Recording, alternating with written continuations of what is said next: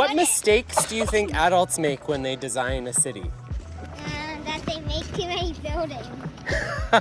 Yeah, what would you put instead of buildings? Playground. Okay, it would be an entire city of playgrounds.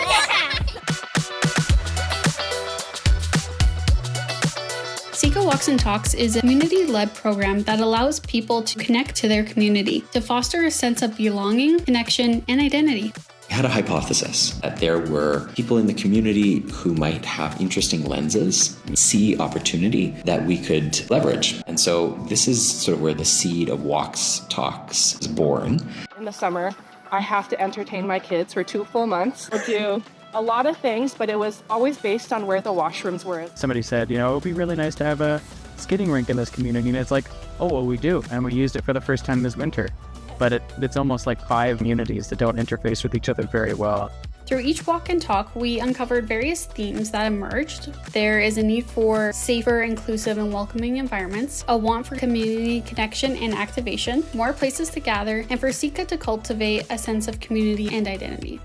I like the proximity to Fish Creek because I bike a lot. I just like the fact that it's close to transit, so I can visit my friends pretty easily. It is kind of more geared to younger children, so there isn't really anything for teens. So we always find ourselves going into Millrise because they have the school there and they have a bunch of stores and all that. There's a pretty good variety of age groups here, and that's I think that's encouraging. Each walk and talk was led by a community member. They were asked to lead members on a walk to discuss various things they enjoyed or disliked about their community, which allowed for organic conversations to emerge. Today we are going to go on a little bit of a field trip, giving them an idea of what is currently in our community and why certain things are going up or what's not going up. In urban planning, we typically talk about human scale. So 2 people walking side by side, that's kind of the width of this pathway.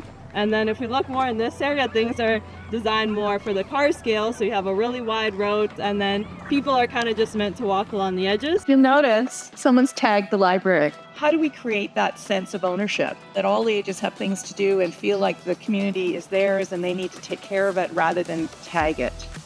Part of the program was also about synthesizing what people talked about and then bringing it back to the next session so that the next participants could build on it. That meant visualizing the ideas that people shared as drawings. It's meant building maps or identifying big themes in the conversation. By the time we got to walks 3 and 4, we were starting to dig into some of these more specific ideas that people were sharing and to position them inside a placemaking framework, turning space into a place, kind of like turning a house into a home. It's important to understand why people want to live here. We have a lot of access to park space, but that doesn't mean it has to be developed.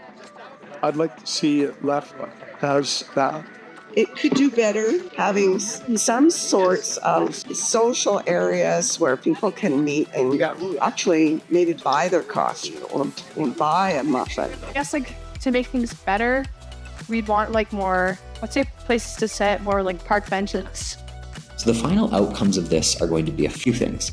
First, there's now a living library of ideas for how Sika could change. It's organized based on the different placemaking categories: standard, tactical, creative, and strategic. We've started to get a sense of where those things could go in the neighborhood and how they could roll out. And then we're starting to think about what a Sika team and placemaking committee need to keep building momentum.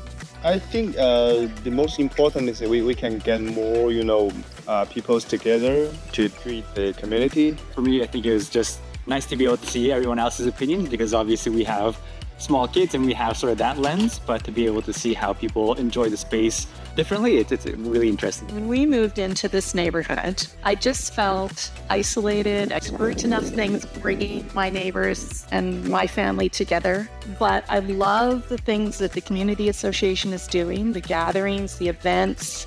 It's making me love the community.